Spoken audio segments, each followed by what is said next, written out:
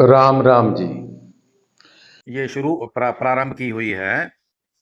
भी हनुमान चालीसा का संपूर्ण चौपाइयों का अर्थ बताने का, इसकी जो पहले प्रथम दोहे हैं उसका अर्थ हमने वीडियो बनाया था। वो डिस्क्रिप्शन लिंक में आप देख लीजिए। और प्रथम जो चौपाई है उसका भी जो लिंक है वो हमने डिस्क्रिप्शन में दे दिया है, वहां पर आप देख लीजिए। अब चलते हैं दूसरी चौपाई का। रामदूत अतुलित बलधामा, अंजनी पुत्र पवन सुत नामा।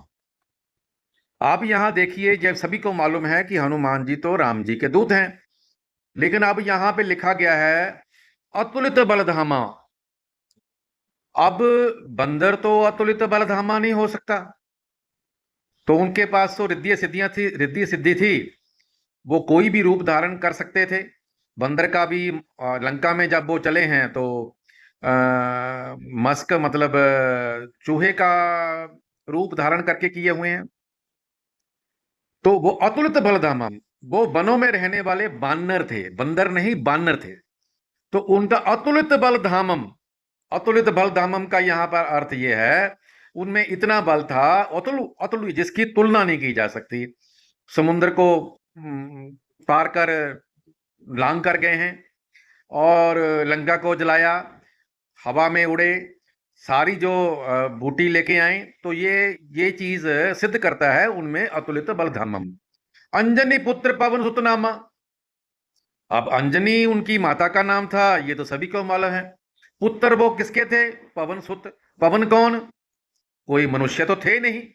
वो जो वायु है, हमारी मारुत है, जो सूर्य से निकलती हुई है, तो वो उनके सूत थी। जो पहले जो लोग थे, जो पहले हमारे पूर्वज थे, वो मंत्रों के द्वारा ही ब्रह्मांड की शक्तियों को समाहित करके उससे ही संतान उत्पन्न करते थे।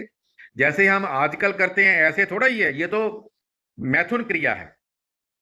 वो वो जितनी भी सृष्टि की उत्पत्ति हुई है वो मैथुन क्रिया से हुई हुई है। तो वो क्या है, इतने ज्यादा थे। अब कुंती ने भी 6 पुत्र पैदा किए, वो भी मंत्रों के द्वारा ही उत्पन्न किए। सबसे पहले जो अब 100 पुत्र हुए माधवी के, क्या नाम है उसका, अ, नाम मेरा स्मरण नहीं आ रहा, धृतराष्ट्र की पत्नी के। अब 100 पुत्र वो क्या, वो तो घड़ों घड़ों में टेस्ट ट्यूब बेबी के द्वारा उत्पन्न हुए थे। इसलिए आप इस बात का विशेष ध्यान रखें कि जब हनुमान चालीसा पढ़ना है तो इन जो जो शब्द हैं उनका भी आपने ध्यान रखना है। उसका जब ध्यान में पढ़ोगे, उसी प्रकार अपने शरीर बनेगा, उसी मन में विचार बनेंगे, बुद्धि आएगी। तो इसको मेरे ख्याल में आप समझ गए होंगे। और वीडियो आपको लाइक कर लेना, सब्सक्राइब कर लेना, ताकि और लोगों को भी इस चीज का लाभ मिल सके। धन्यवाद।